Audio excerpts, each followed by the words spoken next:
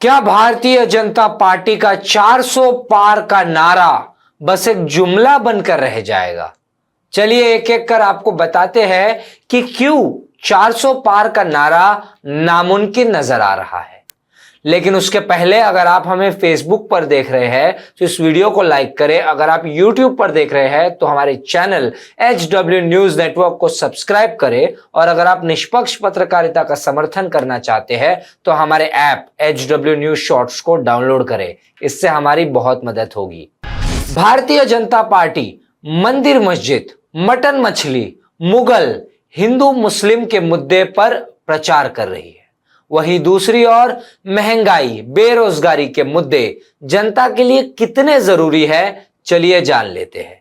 CSDS की एक सर्वे के अनुसार 27% जनता के लिए बेरोजगारी सबसे बड़ा मुद्दा है। 23% के लिए महंगाई सबसे बड़ा मुद्दा है।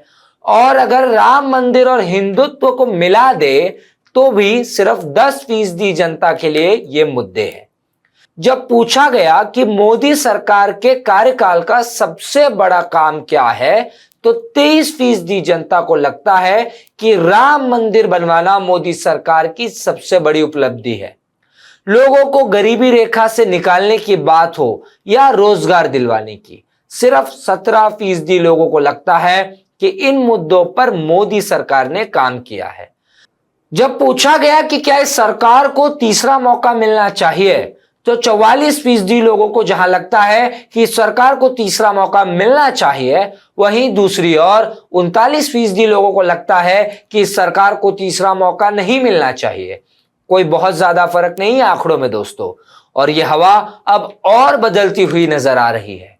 वहीं जब लोगों से पूछा गया कि क्यों इस सरकार को मौका नहीं मिलना चाहिए तो 32% लोगों ने बढ़ती हुई बेरोजगारी को कारण बताया, 20% ने महंगाई और बढ़ते हुए दामों को कारण बताया और 11% लोगों ने आय में गिरावट बताया। दोस्तों, ये 1 महीने पुराना सर्वे है। इसके बारे में मैं आपको आज क्यों बता रहा हूं? इसका कारण है पहले और दूसरे चरण के मतदान के बाद भारतीय जनता पार्टी के नेताओं के बदलते सुर। कैसे विकास और मोदी मैजिक से मुद्दे अब ध्रुवीकरण की ओर रुख कर रहे हैं। इसके अलावा सूरत में जिस तरह विपक्ष के सभी प्रत्याशियों ने नामांकन पीछे खींच लिया और किस तरह से कांग्रेस प्रत्याशी का नामांकन रद्द हुआ और बिना मतदान के ही भारतीय जनता पार्टी के प्रत्याशी को विजेता घोषित कर दिया। इंदौर में जिस तरह से कांग्रेस के प्रत्याशी को मतदान के कुछ ही दिनों पहले भारतीय जनता पार्टी में शामिल कर लिया जाता है। इन सभी चीजों से क्या यह साबित होता है कि भारतीय जनता पार्टी का आत्मविश्वास डगमगाया हुआ है? इस सवाल का जवाब आप हमें बताएं कमेंट सेक्शन में। Stay ahead with our cutting edge news app. Instantly access the latest shorts in just 1 minute and breaking news in just 50 words. Download now for a smarter, faster news experience.